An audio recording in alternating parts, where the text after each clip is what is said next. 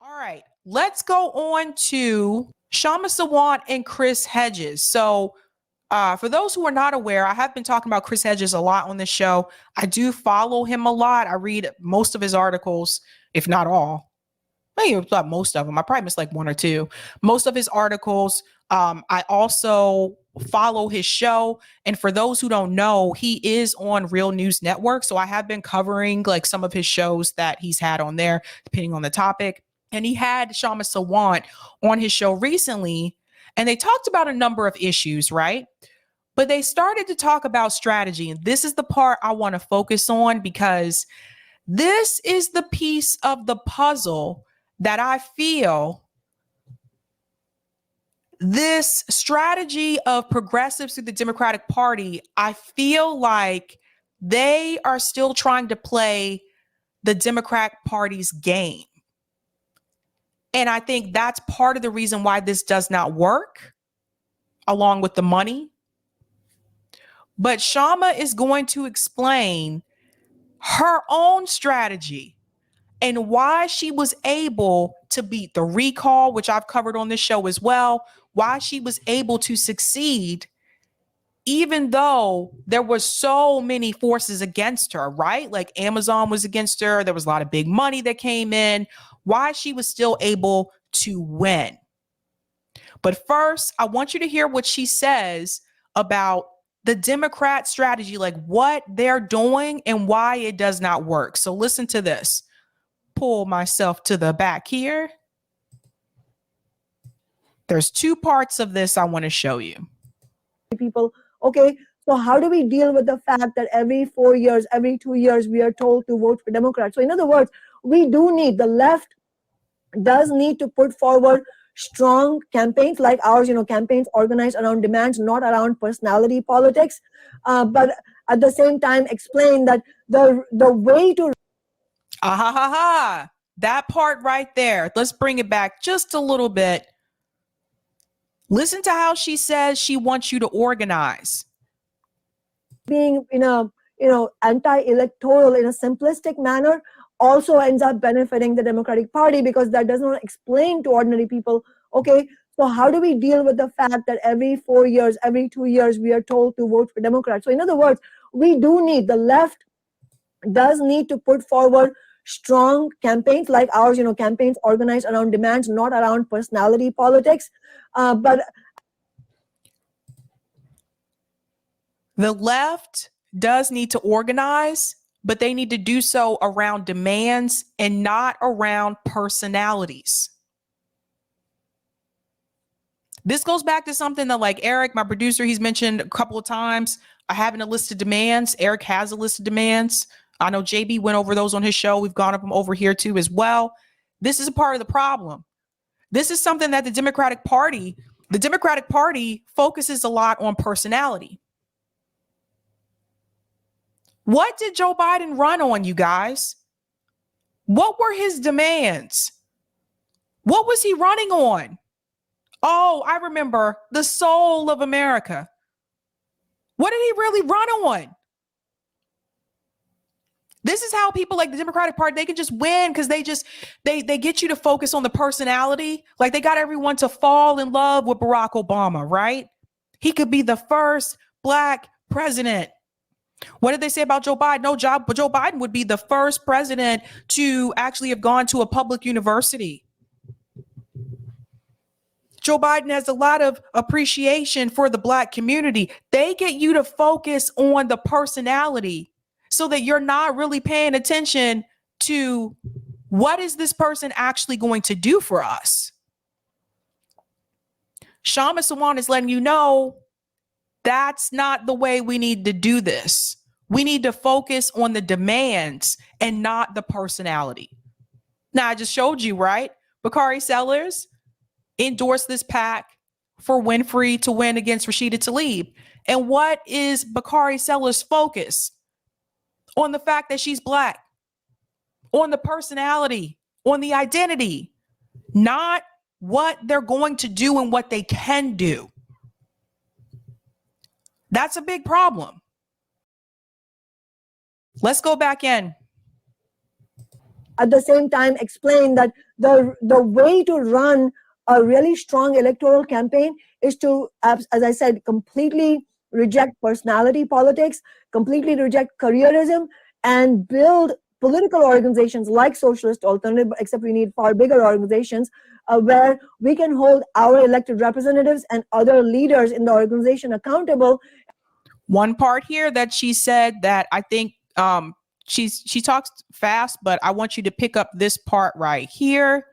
The left does need to put forward strong campaigns like ours, campaigns organized around demands, not around personality politics, but at the same time explain that the way to run a really strong electoral campaign is to, as I said, completely reject personality politics, completely reject careerism, and completely reject personality, completely reject careerism.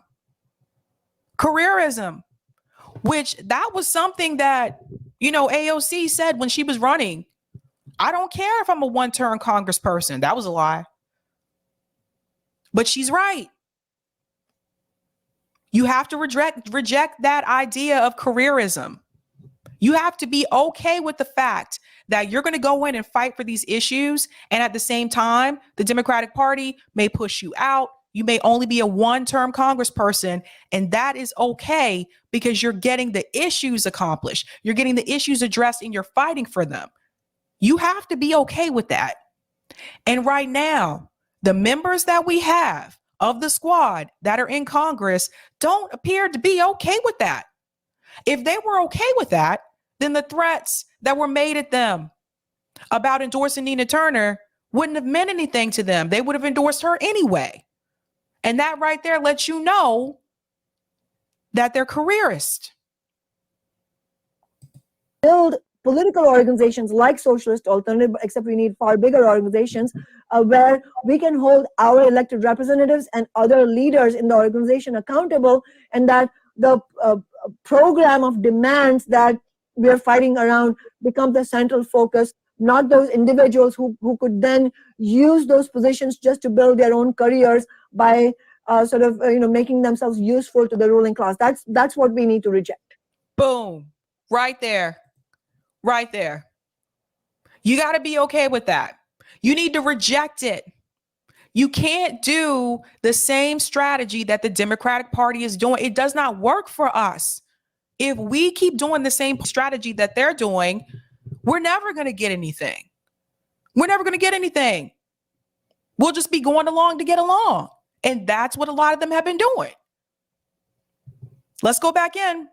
So, Kshama, the Democrats focus on likely voters. That's not been your tactic. You focus on those who are often part of the 80 million eligible voters who don't cast ballots, including immigrants, those living in public housing, marginalized community. I know you distribute campaign material in, I think, 8 languages.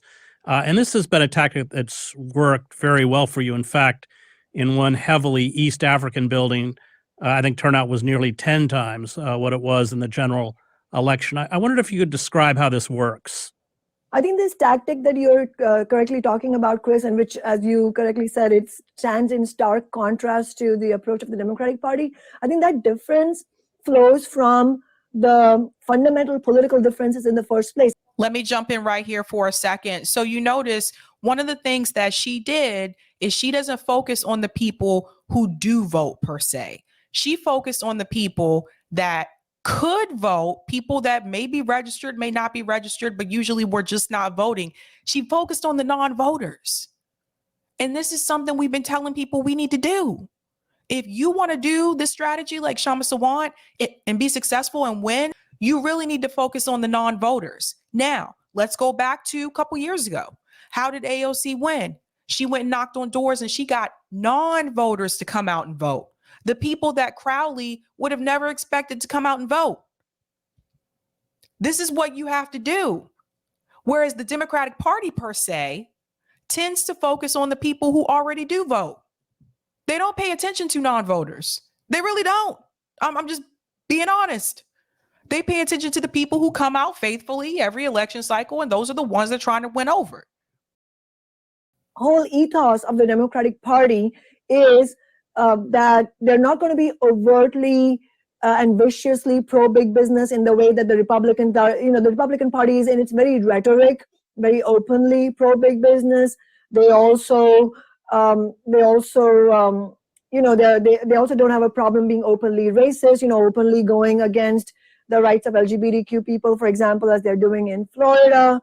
And this is something I want to chime in with here as well. When people often ask me, well, how come you don't focus much on Republicans? You focus more so on Democrats?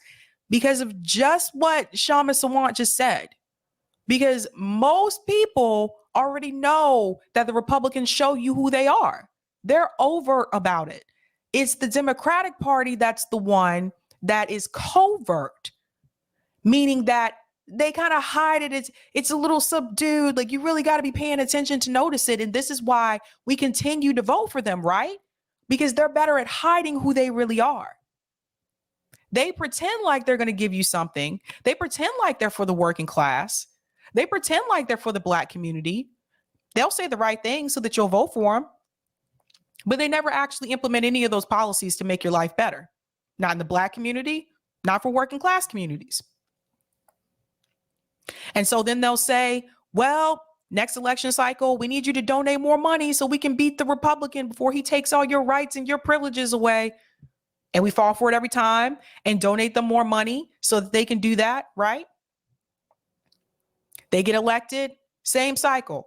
We need you to donate more money so we can be the next Republicans before they take your rights away. They'll keep telling you that they're going to do those things. They'll keep telling you we're going to improve the schools. We're going to improve infrastructure.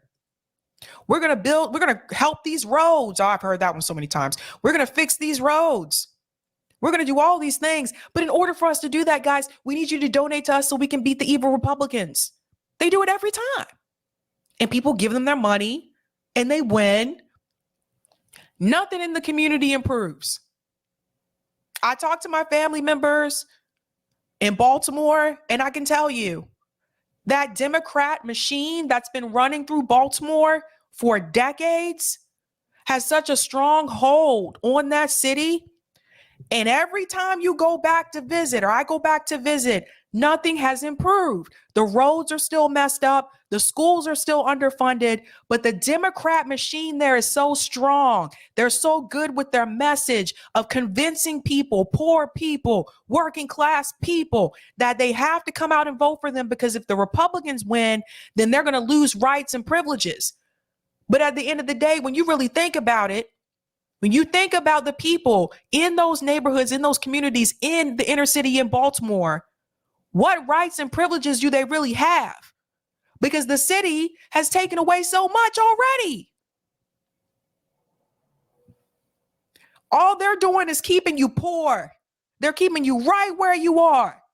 You'll never get out unless you get some kind of help from someone who's willing to help you get out. Their goal is to keep you right there in poverty and keep making the same damn promises every election cycle and not do a damn thing.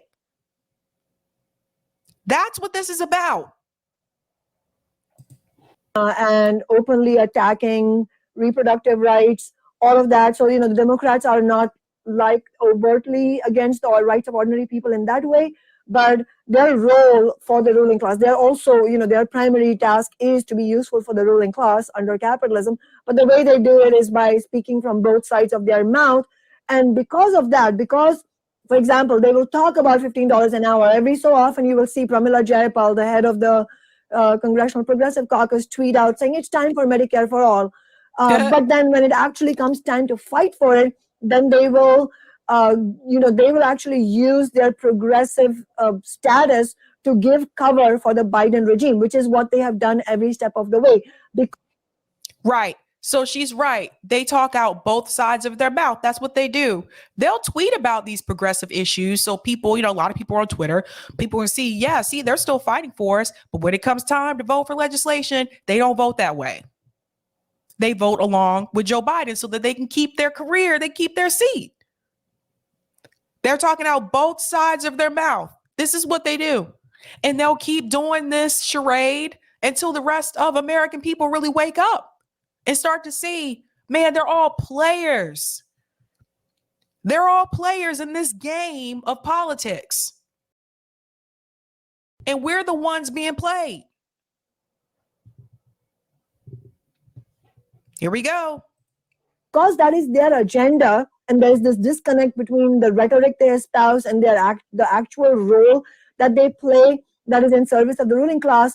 Because of that, they're not eager to actually mobilize the kind of voters, as you said, that we mobilized, where, you know, we would not actually have won our elections had we not mobilized a whole section of the population that is typically disenfranchised, not because they don't have the legal right to vote, but because there's nothing for them to vote for, and nobody cares whether they vote or not, because they are not the people those Democrats are there to fight for.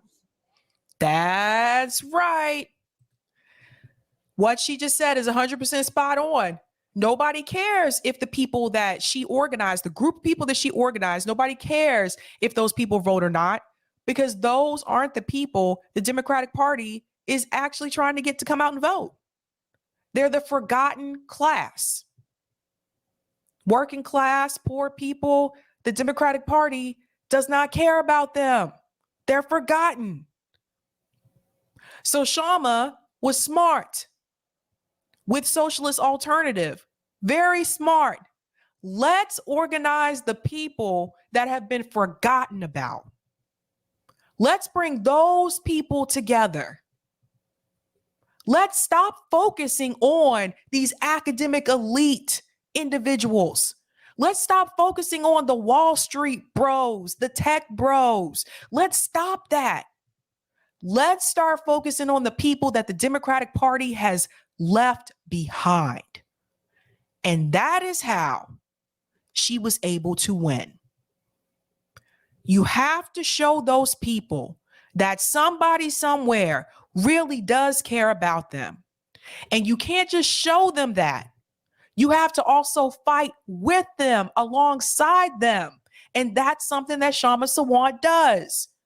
She doesn't just go talk to them when she needs a vote. She organizes with them. She protests with them. She fought for the minimum wage, $15 minimum wage in Seattle, also tenant rights in Seattle. That's the difference. If every politician that we have was doing what Kshama Sawant does, not taking the full salary, donating some of that salary to these groups and organizations to help people get back on their feet and to have a decent life, working alongside with the people that you organize and not just when you need to get a vote. If every politician did that and they were actually in the community and they were working with the people and actually helping the people, I believe we wouldn't have a poverty rate as high as we do. I believe that more people would actually have some type of faith in electoralism. But I also believe that we would have stronger communities in this country, which we don't have. That's what we need. But most politicians don't do that. The only time you see a lot of them come around is when they need you to vote for them again. Most of them, they don't even live in the community anymore. Let's continue on. Because of that difference, they don't actually want to mobilize those same voters that we mobilize, because, you know, when you go out there and say, hey, you know, as East African working class people, as workers, as union members, you need to not only come out and vote for our campaign, but we need you to then join us in door knocking. We need you in order to win $15 an hour, the Amazon tax or renters' rights. When you do that, what you're doing is raising the expectations, the political expectations of all those people who are mobilized. You're giving them the hope that actually if you vote for this and then you fight alongside this elected representative, we can actually win concrete victories. Now, see, the Democrats don't want to. So I want to chime in here for just a second about winning concrete victories when you fight alongside with them. That's the difference. If you had someone like AOC, as popular as she is, if you had her out here with us, the rest of us that are activists, out here leading some type of movement, some type of organizing, you don't think all the voters and stuff will come together, the people in the community who come together and walk alongside with her? They would. But she's not going to do that. Do that because they have no intention of actually winning those concrete victories for you. They just want you to think about that enough. Think that just feel positive just enough so that the Democrats are able to win elections. But ultimately, their goal is to maintain this unsteady equilibrium where they are somewhat to the left of the Republican Party, but their main goal is to be sort of the gatekeeper against the genuine left interests and genuine working class. A gatekeeper. A gatekeeper. So the Democratic Party will always make it so that, is this not tight? Will also make it so that they are always appear to be left to the Republican Party, right? That's the part a lot of people can see. That's pretty much overt, right? But at the same time, they'll pretend to be a friend of people on the left and act like they care about working class issues, but they really don't. They're gatekeepers. And they'll continue to keep you voting for them. I've seen this all my life. And I'm sure people older than me have seen it longer than me. Gatekeeping. This is what they do. Let's go back in. Class interest. So because of that fundamental difference between what role they want to play and what our why we are politicals as socialists, you see these tactical differences emerge as well. And then repeatedly you will see that the ruling class will use other, sort of every new iteration, like every time we run for re-election, they will use different tactics in order to then undermine us. So in reference, they will use different tactics in order to undermine them. And what was one of the ones I just mentioned to you at the beginning of this stream? Bakari Sellers endorsing a super PAC against Rashida Tlaib. They have all types of strategies that they use. Money's a big one. Money's a big one. But this is what they'll continue to do.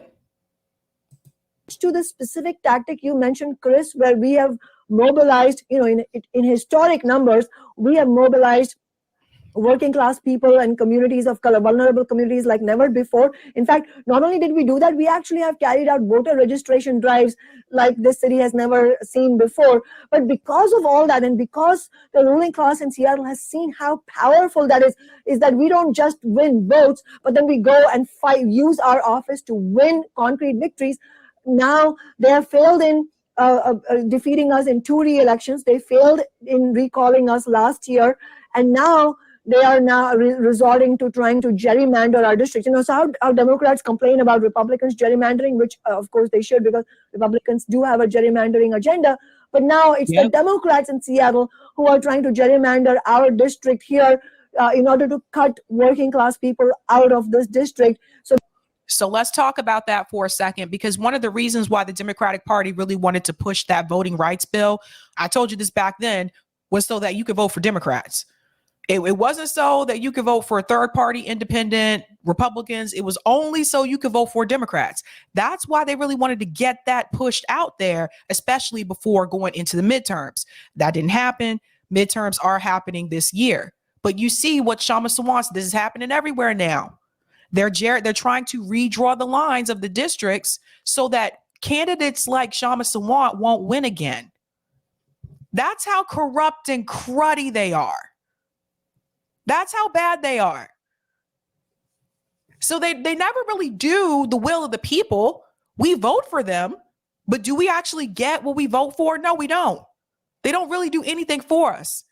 They don't even want us to vote the way we want to vote. They want us to vote the way that they want us to vote. Because if they wanted us to vote the way that we want to vote, we wouldn't even be a hassle for independents and third-party candidates to get their name on a damn ballot. Hello. That wouldn't even be an issue. They make it that way because they don't want them on the ballot. That's why they make it so difficult. You have to get all these signatures, right? They don't want us to have our needs met. All they need us for is to vote for them so that they can stay in office and they can make a lot of money. A lot of these politicians make a lot of money, especially after you've been in for 5 years. That's what they want. So this is why I keep telling people the whole damn system is corrupt. And there's not many politicians like Kshama Sawant that, hey, I'm on city council, I'm a politician, but I'm not taking my full salary. Not many people are doing that.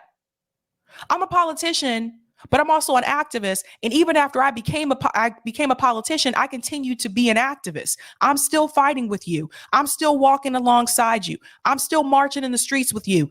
Let's talk about that. Because some of the politicians that said that they were progressives and they came from activism, they're not doing any activism anymore. They're careerists now. They've been corrupted. They've been eaten up by the Democrat machine. And I call it a machine because that's what it is. Now, with ordinary machines, a lot of times you can tune them. They start to fall apart, start to break here and there. You can tune them. You can repair a machine. You can tweak it, make it just right so it can continue to keep trucking for another couple years. That's what we tried to do with putting progressives through the Democratic Party, right? We tried to tweak it. Let's fix this machine. But sometimes when you try to fix a machine, sometimes it doesn't work. Sometimes the bolts fall off. Sometimes the screw falls off. And then you may need to come back with different types of nuts and bolts to really repair it. And if you go to a repairman, he might tell you what? There's no more repairing this. It's old. It's done. You need to get a new machine. You need to get a new appliance. I can't fix your washing machine anymore. It's done. It's had its days. You need to buy a new one. We are at the point right now where we need to buy something new. Trying to sit here and fix and repair this old ass broken machine from the 60s, 70s, the nuts and bolts have fallen off. We need a new system. The one we have is not working. So I see a lot of people that want to talk on Twitter. They want to say, you guys telling people just to give up, that's just not right. That's so mean. You guys need to keep fighting. I notice all those people are wealthy. David Serretta, wasn't too happy with RBN because we told him this is ridiculous. David Serretta, another one. Got a lot more money than me.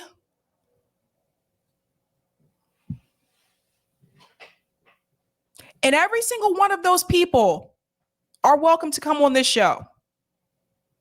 I've invited David Serretta on this show to have that conversation. And in fact, I told him that I think there is a misunderstanding because we're not saying do nothing. We're saying we need a different strategy and we have a different idea. Haven't heard from David, but I know he opened the email. I have email campaigns, so I can tell if you opened it. They don't want to have the conversation. They're scared. I really do believe they're scared. If you weren't scared, why wouldn't you have that discussion? So why am I going to continue to sit here and take advice from someone like David Serretta, who, let's be real, he's not just getting paid from Bernie Sanders campaigns, which he made a lot of money off of. David Serretta is also getting paid from Hollywood. So you're rich and your wife is a Democrat politician and you're telling us we need to keep on fighting. Yeah, I guess we do, David, because that's how you get paid. Please, let's go. Let's go back into the video. That's how far they will go to prevent ordinary people from getting politically involved.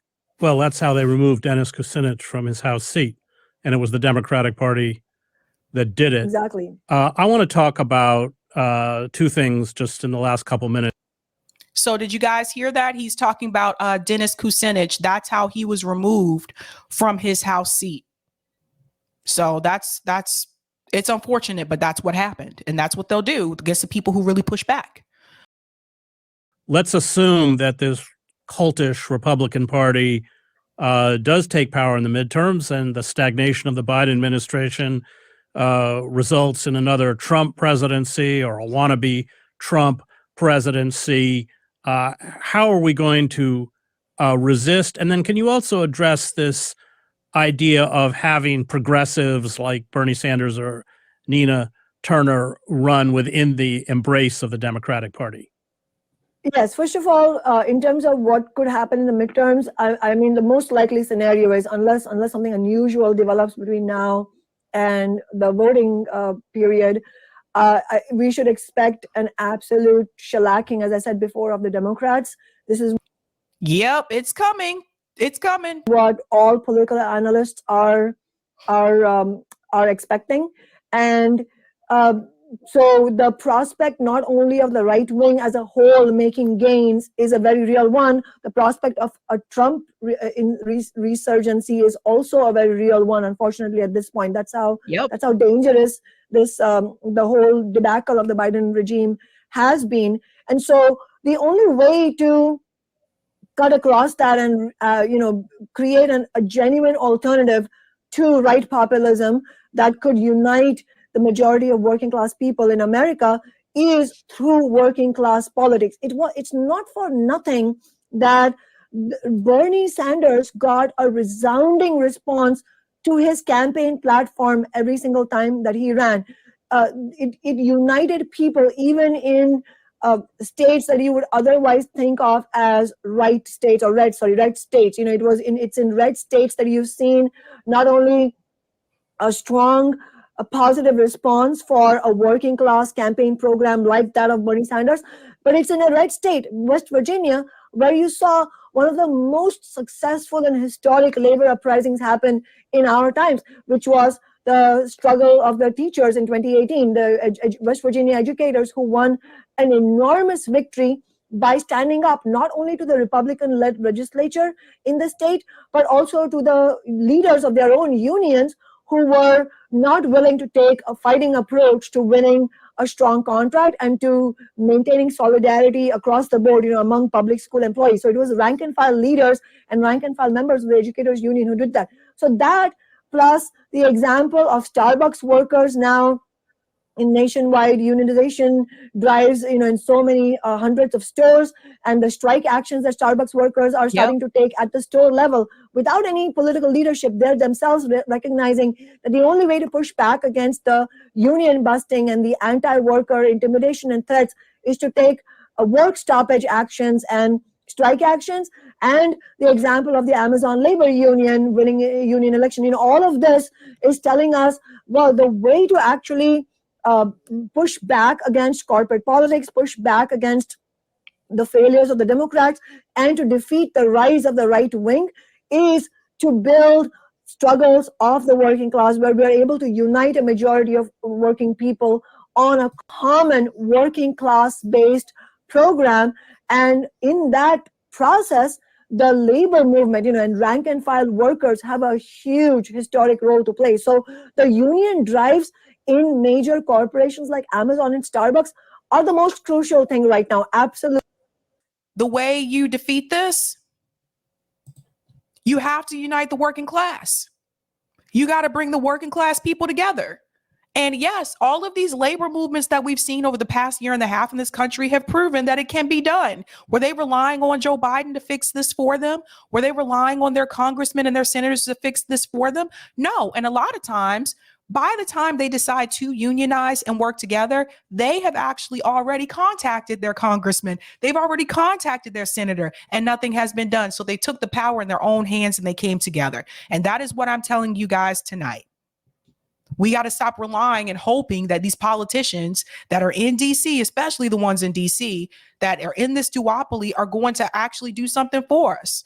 I mean, you have a better chance of being able to confront and being able to challenge these local politicians that you have, whether it's a senator, whether it's your mayor, your city councilor. You actually have a better chance of being able to talk to them than you do the representatives that you have in DC. Because the local representatives are still here. They're local. Just something to think about. I'm going to go to some of these comments here. Brenda said, exactly, the Wonder Bread left always focuses on personalities. Yep. Hassan said, for example, money invested in mutual aid can fund strikes, and even putting money into local food banks can help to feed poor families. I believe that people would see more of a ROI with their money, return on investment. Yes. Well said, Hassan. Well said. And that's why we tell people when people say, oh, you can't mutual way your way out of this. Like, you do realize all these strikes that you brag about, that you report on, those strikes have mutual aid. That's how people are able to leave their jobs and continue striking, and they're still able to buy food and things like that. So that's important for people to know. Delthea said, anyone who can get non-voters to vote for them wins. Absolutely. Because a lot of time non-voters are people who they gave up a long time ago. That's why they don't vote. Thank you for the super chat, Colin. Kwame Ture spoke about politicians need to have organizations to guide their steps. Look at Sawant's involvement with Socialist Alternative. We need to ask politicians who are the organizations they are tied to. That's right. I brought this up last week about Working Families Party, how they're supposed to be out here supporting the working, progressive candidates that are running for office, and they're out here endorsing corporate Democrats against the progressives. Brenda says, when Crystal and Kyle had Chris Hedges on, he humiliated and exposed their failed strategy, and that's why they won't have Kshama Sawant on their show. That was something I mentioned. Thank you for saying that, Brenda. I have never seen Kshama Sawant on there. Why are they not having these conversations with people like Kshama Sawant? And not just them, like TYT. Why are they not having these conversations with people like Kshama Sawant, people who have won not running through the Democratic Party, people who are to their left?